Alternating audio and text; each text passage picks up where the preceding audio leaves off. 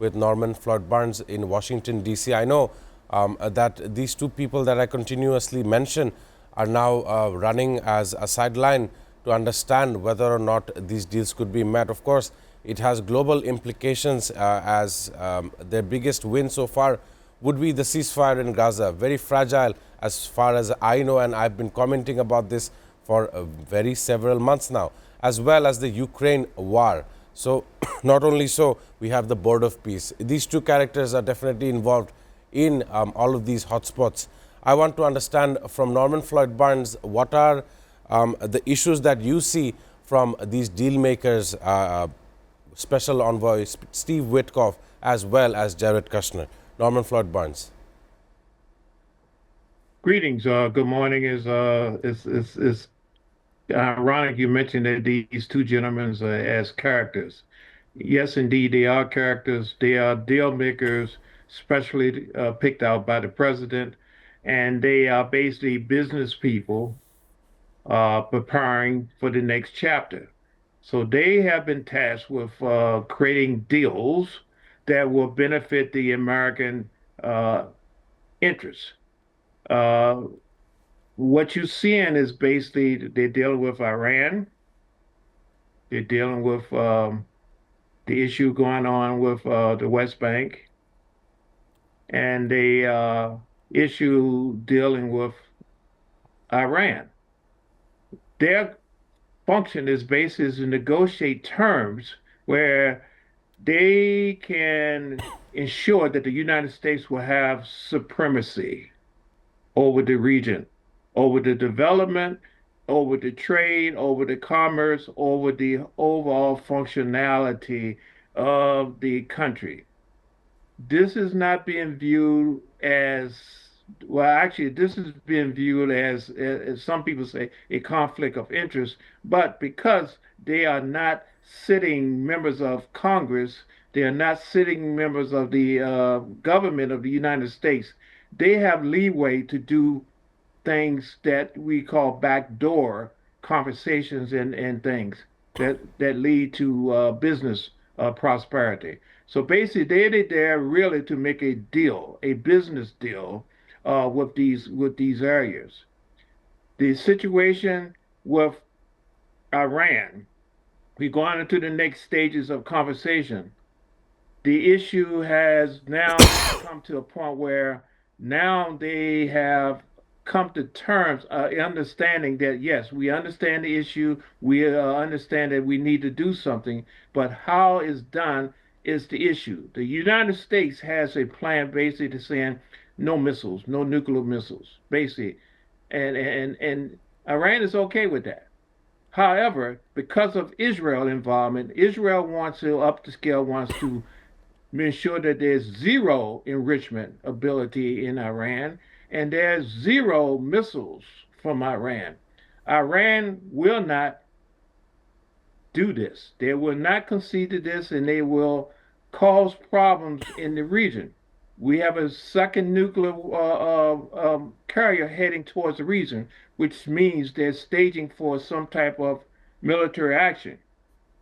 The issue is that the United States has the ability to have a powerful strike, an effective strike. However, the repercussions of that is unknown.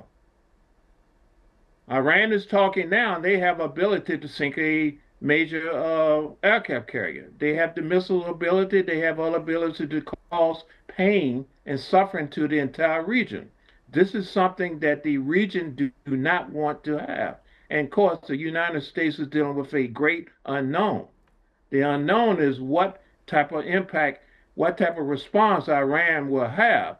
And our intelligence, our services, and everything right now do not know that, which is a real problem that we do not have the military intelligence to figure out exactly what's going on with Iran, which means there's a deeper problem. So right now, the negotiation is right now on how we can come to terms so we can exist, because right now we can attack. The United States can form a very large attack, a very impactful attack, but they don't know what's going to response going to be, what type of response the Iranian government will impel on the United States and its partners. So that's the reason why they haven't have a military response yet, because the great unknown, the questions, the intelligence is lacking. Brilliant person. How are you seeing this as when the first president of color, Barack Obama, was sworn in as the presidency? Jackson was in the crowd, and we could see that he was in the crowd with tears in his eyes. I want to understand his loss and what is the future for coming up in the United States from Norman Floyd Barnes. Uh, yes, thank you. Reverend Jackson was a prominent figure in the civil rights movement of the United States. I actually provided close protection for him when he was running for president in 1984 and 88. So I had a chance to know this guy, a person up close. He was a very vibrant, energetic person. He was very passionate about justice and dealing with issues with the people. So he was a type of guy who was out there engaging in the public with the people, and his spirit will be missed. The UN agency is saying that it could take 7 years, as 90% of the people live in dangerous conditions. The UN Developmental Program, or UNDP, yesterday stated that clearing Gaza's rubble at the current pace would take several years or 7 years, as most residents continue to live in extremely hazardous conditions, some of which we've seen because of rain. There was floods because of the winter season. There was deaths due to excessive cold, which is another description of the dangerous conditions people are made to live with. I want to ask this question to Norman Floyd Barnes. A ceasefire has taken place. Almost over 500 deaths have consumed even after a ceasefire. A board of peace has been declared with multiple actors from around the globe, from UK, from the US, from some even from Africa as well, who is taking part in this board of peace, but all of which it really ignores the fact of the likelihoods and the benefits and the conditions of life for the common Palestinians. I want to understand what is the future plan, such as the UNDP is now saying it will take 7 years to clear all the rubble. Where is the international effort? And the UN, they really do not have enough funding to provide the support that it is really required. I see a supply and demand shortage coming out. I want to understand how you feel about the righthood or the statehood for the Palestinians from Norman Floyd Barnes. Yes, as I stated yesterday, the issue with the West Bank is very appalling. The point of the Gaza has been decimated. The total infrastructure has been destroyed, and they will have to rebuild. Say 7 years, I'll say between 7 and 10 years. So in the meantime, Palestine has no rights. They can't go back to the land. So where did we put these people? How did we deal with the situation? And when you rebuild, you haven't included anything involvement from the Palestinians on this. So you are building from the outside in, and with your outside construction and reconstruction and resilience, there's nothing inside of that is inclusive for the Palestinian people. So basically, you building to bring new people in to occupy to create a whole new scenario where at minimum the Palestinian people cannot afford to live in the area. They can only afford to come work there. So basically, you're looking at another colony being developed in Palestine, Gaza area, and a more of an annexation of Israel. So basically, what I'm saying is that we're looking at expansion of Israel. We're looking at building and development with high cost, high price of inhabitants coming in, and the people that will be priced out, and they won't be able to come back to the land. So they're creating this situation for a new group of people to come in, and the existing people, there's no place for them. So that's what I see. I see basically they'll be driven away, just like we did the American Indians here. They'll be moved from the land and they'll be occupied by someone else. Norman Floyd Barnes relates to me how emotional it is for people to pray while there are other people who are pointing guns, if not having retaliatory comments from the sidelines. How do you see this? Because this is not the first time such a situation has occurred. Every time during the month of Ramadan, we see what happens at the Al-Aqsa Mosque compound. We've seen fights appearing in this very mosque. I want to understand what is the emotional aspect. I believe you were trying to say something while I was talking in the studio. Norman. Yes, this is a very despicable, unacceptable form of genocide. Um, in essence, excuse me, the Palestinians are prisoners of war. The Israeli is obviously want to break their mind, break their spirit, break their hearts. They do not want them to have any type of unification, any type of hope. They basically want to kill off the Palestinian. Uh, no food, no shelter, no health care, and now they can't pray without being handled like animals.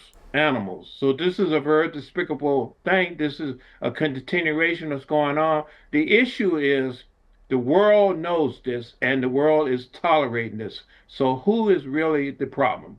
Israel doing it or the world tolerating it? Norman Floyd Barnes, that there is a new Prime Minister of Bangladesh. He is known as the BNP's leader, Tariq Rahman, who took the oath of office as the 11th Prime Minister of the South Asian nation. And of course, today or from yesterday till today, we will try to understand what is his position regarding the foreign policy of Bangladesh. We will understand how he wants to lead this nation coming forward.